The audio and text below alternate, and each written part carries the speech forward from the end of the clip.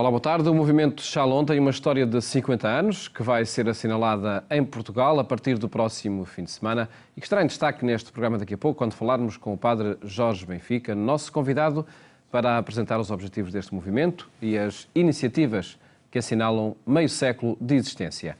Primeiro mostramos-lhe notícias que marcam a atualidade religiosa. Um mártir como muitos outros do mundo contemporâneo. Foi assim que o Papa recordou no Vaticano um sacerdote francês assassinado enquanto celebrava missa. O Papa Francisco recordou no Vaticano o padre Jacques Hamel, assassinado a 26 de julho dentro de uma igreja em França durante a celebração da Eucaristia, e apresentou-o como um mártir.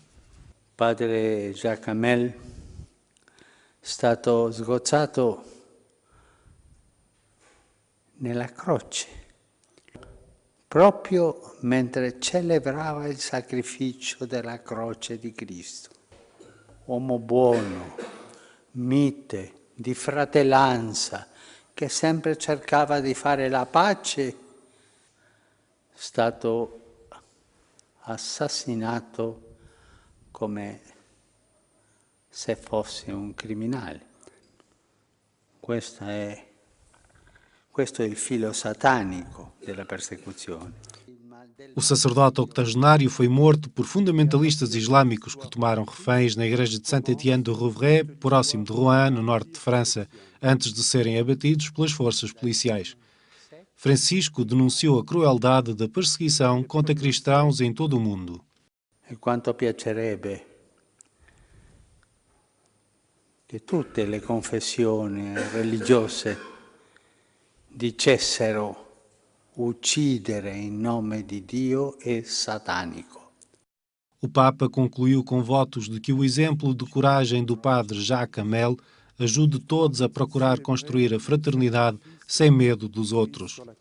Che lui dal cielo, perché dobbiamo pregarlo, È un martire, e i martiri sono beati, Dobbiamo pregarlo, che ci dia la mitezza, la fratellanza, la pace, anche il coraggio di dire la verità.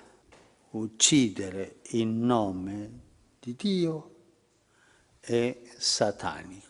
Um grupo de 80 peregrinos da Diocese Francesa de Rouen, acompanhados pelo seu bispo, participou nesta missa de sufrágio, simbolicamente celebrada a 14 de setembro, festa litúrgica da Exaltação da Cruz.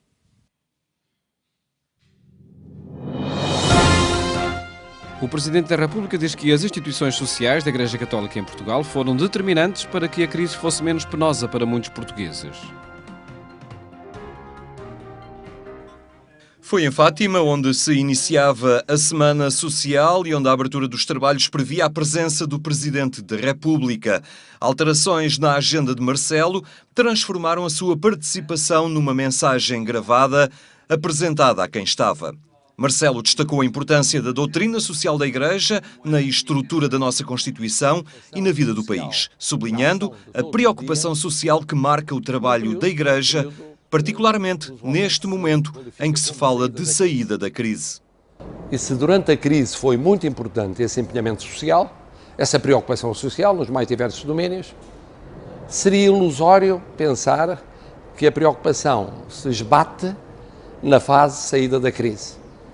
Não desaparece nem diminui, porque essa saída da crise não será nem rápida, nem fácil, nem homogénea, ou seja, igual para todos.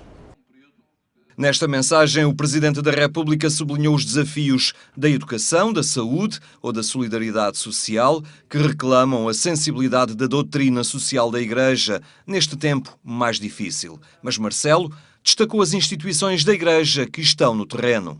Onde católicos em vocação universal e ecuménica, em conjunto com outros concidadãos, estão a servir a comunidade, Misericórdias, IPSS, outras entidades, que no terreno garantiram que a crise fosse um pouco menos dura do que aquilo que poderia ter sido, sendo embora muito penosa.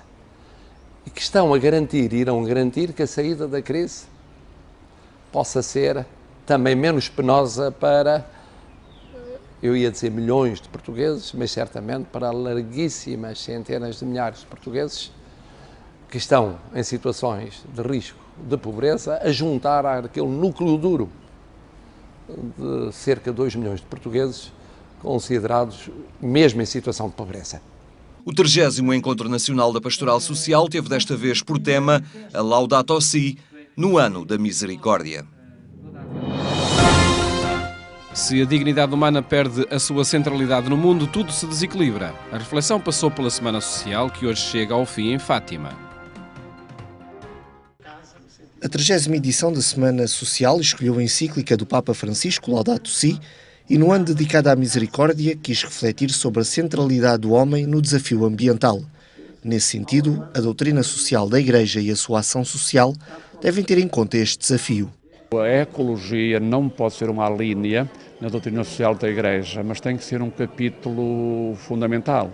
E os cristãos devem ser capazes de reconhecer que cuidar da natureza é tão importante como cuidar da oração, cuidar da relação com Deus. Não é porque não há relação com Deus se não houver também relação com aquilo que Deus criou, porque a natureza é algo criado pelo próprio Deus.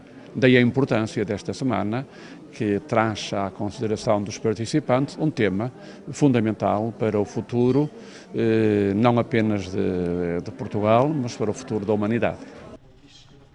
Logo na abertura dos trabalhos era sublinhada a importância de nunca retirar do horizonte o respeito pela dignidade humana.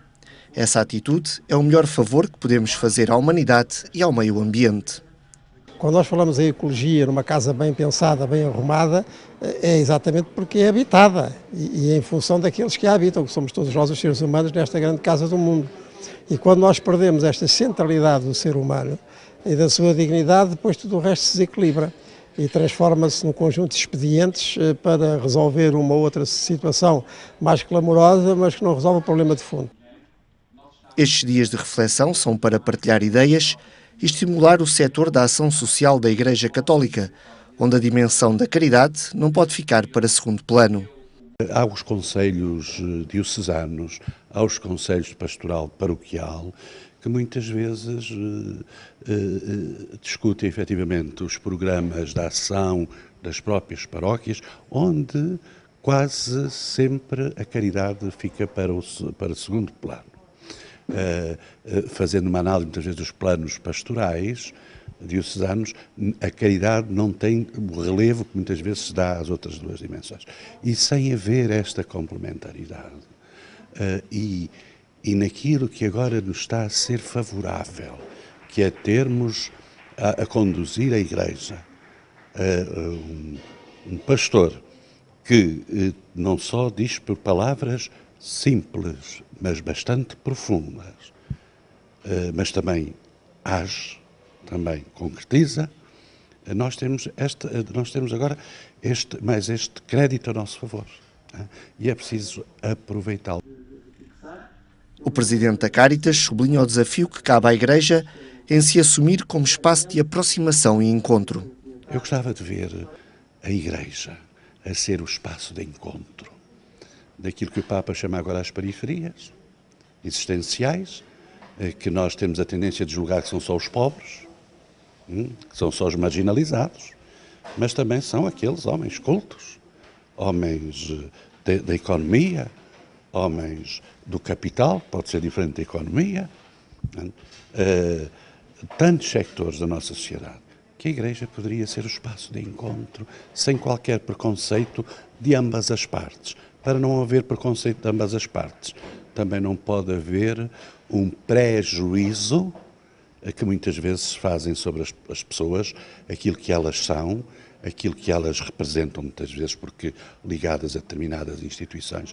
Nesta abertura de acolhimento, e penso que, realço mais uma vez, esta é a hora. O 30º Encontro da Pastoral Social é um fórum de reflexão que procura inspirar o trabalho das diversas instituições ligadas à Igreja que trabalham a solidariedade social e a dimensão da caridade junto dos mais frágeis. A Igreja Católica pede o cumprimento da lei no caso do IMI e dos contratos de associação. Um apelo no final do Conselho Permanente da Conferência Episcopal Portuguesa.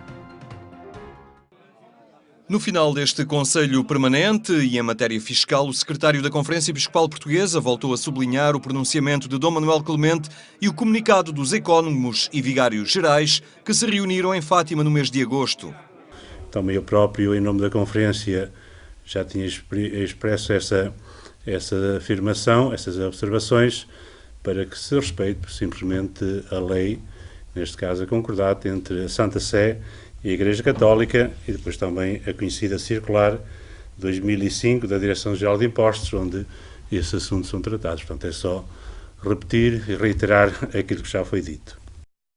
No arranque do ano letivo, a Igreja lamenta o fim de alguns contratos de associação e, em matéria de educação, continua a defender o direito de escolha.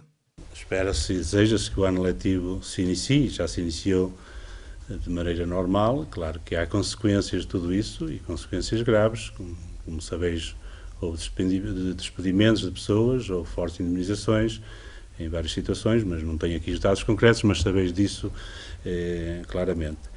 Da posição da Igreja, naturalmente os contratos de associação são ter em conta, mas tendo a partir daí há uma situação mais abrangente que não podemos calar, que é preciso continuar a defender, não é teórico, é prático, o direito dos pais à educação dos filhos, à escolha da educação dos filhos. Passa por aí, por esse princípio de base e a liberdade de ensino, de aprendizagem. Aliás, isso é dos direitos humanos, está na própria Constituição. Portanto, a problemática é mais profunda, mais abrangente, e é isso que continuaremos, como Igreja, a defender esses valores que são essenciais. Neste Conselho Permanente da Conferência Episcopal Portuguesa ficou ainda decidido que os bispos portugueses acolhem o desafio do Papa e vão promover uma jornada de oração pela paz no dia 20 de setembro.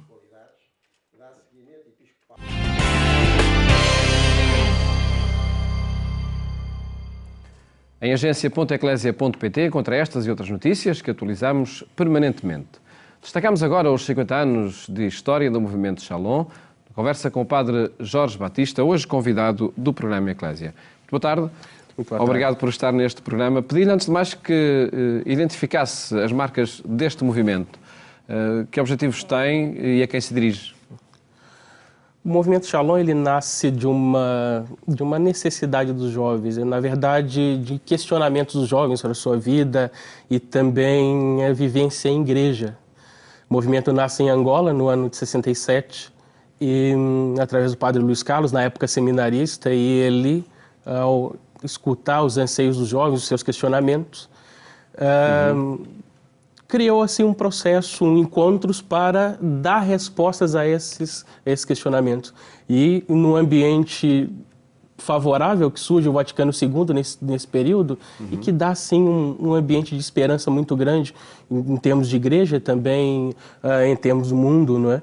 Então, a partir daí, o movimento Shalom foi se desenvolvendo e destinando a evangelização do jovem pelo jovem, num ambiente de amizade, de uma consciência de grupo e por aí. Jovem que evangelizam jovens. Sim. É esse o slogan, o que é que ele traduz? Esse é o lema, né? Todo o processo de evangelização acontece a partir do jovem, né? Parte da realidade do jovem também é feito pelo jovem. Que experiência proporciona essa evangelização? Que métodos o movimento Shalom propõe para evangelizar? O movimento Shalom utiliza muito a pedagogia de Paulo Freire, um filósofo brasileiro, a partir da educação libertadora, que é a tomada de consciência crítica da sua realidade para ajudar o jovem, que é sujeito de todo o processo, claro, ajudar o jovem a uma tomada de decisão mais consciente e também... mais do que uma transmissão de ensinamentos ou conhecimentos. E também ajudando o jovem a ser transformador da sua realidade, né? Num processo numa dinâmica que nós traduzimos por ação, reflexão, ação. Depois desse nascimento em Angola, como aconteceu o crescimento do movimento? Bom, como acho que aqui tem esse ditado também, há males que vêm para o bem, não é? Nesse momento de convulsão social e de guerra civil em Angola, o padre Luiz Carlos, já padre na época, foi obrigado a sair de Angola, não só ele, mas muitos jovens. Então, ele foi para o Brasil, alguns jovens vieram para cá, para Portugal, e assim a semente se espalhou. Os primeiros encontros aconteceram aqui, na década de 70, no Brasil também, nesse período, e assim foi crescendo. Em algumas paróquias, Algés, da Maia, Torres Novas, Entroncamento, Braga e por aí. E no Brasil, Belo Horizonte e Fortaleza, Ceará. E hoje está presente Portugal e Brasil? Sim, hoje estamos presentes em Braga, Braga Viana, Santarém, Lisboa, Castelo Branco, Coimbra e nos Açores, Diocese de Angra. E no Brasil, Fortaleza, Ceará e Belo Horizonte, Minas Gerais. O Movimento Shalom, ele, enfim, dinamiza as suas atividades a partir da realidade paroquial. Sim. E insere-se naquilo que acontece nas várias dioceses. Inserimos na dinâmica paroquial, assim, a ação privilegiada do movimento, procurando se inserir e também colaborar no crescimento e na dinâmica paroquial. Chega a muitos jovens? Sim, nesse momento queremos mais. temos essa consciência de que precisamos chegar a mais lugares, mas ainda somos poucos. Vamos crescendo aos poucos aí. Estes 50 anos de história, de que forma é que eles vão ser assinalados? Bom, 50 anos é assim um grande marco na caminhada do movimento e vamos realizar uma série de atividades para comemorar e também para deixar que a nossa história nos projete para mais longe, né? O nosso intuito é de poder também, a partir dessa longa caminhada feita, poder olhar um pouco para aquilo que vivemos e projetar o futuro. Que atividades já têm programadas? A primeira atividade que temos programada é uma caminhada a Fátima. Entendemos que as peregrinações estão na origem da espiritualidade cristã. Então também nós vamos programar assim, uma caminhada a Fátima, uma caminhada curta, 9 quilômetros, para também entrar nesse ritmo das comemorações dos 100 anos, da aparição de Fátima, e também o Jubileu da Misericórdia, que vai nos ajudar também a refletir um pouquinho da nossa história, dos 50 anos que fazemos. Que é já brevemente essa caminhada, não é? Já para a próxima semana, no dia 17. Temos o início às 10 da manhã, em Fátima. Vamos sair assim, de dois locais. Temos informações de alguns meios de comunicação, que já direi. Shalom.pt, nosso site. E também no Facebook, facebook.com/meshalom. Onde divulgam estas iniciativas. Depois, para além desta caminhada, que de alguma forma abre as comemorações, não é? Que outras iniciativas têm já pensadas e previstas? O Movimento Shalom faz 50 anos no dia 12 de fevereiro do próximo ano. Então, o nosso intuito é celebrar os 50 anos com uma caminhada de 24 horas de oração, que será transmitida via redes sociais, né? E a ideia é onde estamos, nos locais onde estamos, as dioceses, Braga, Lisboa, por aí, nos juntamos para rezarmos, refletirmos e também comemorarmos esse grande marco da caminhada. Então, em cada lugar vai acontecer um período de oração divididos nas dioceses daqui e também conjugado com o Brasil. Pedia-lhe que avaliasse a forma como, através da experiência do movimento, mas não só, na experiência de igreja, os jovens se ligam a esta proposta cristã de vida. Recorrentemente se diz que, enfim, para quem faz o percurso de catequese, acontece depois um abandono quase natural. De que forma é que se pode contrariar essa tendência? O movimento... E qual é o contributo também do movimento? Sim. Não é? A gente percebe que há uma certa evasão, né, depois do período de catequese, depois do crisma. Os jovens não se ligam muito a dinâmica de igreja e, de certa maneira, até questiona um pouco algumas posturas. Então, o movimento Shalom aparece aí como uma forma de ajudar o jovem a fazer caminho dentro e fora da igreja, ajudando a iluminar a vida e a experiência feita no período da catequese com a palavra de Deus, por aí.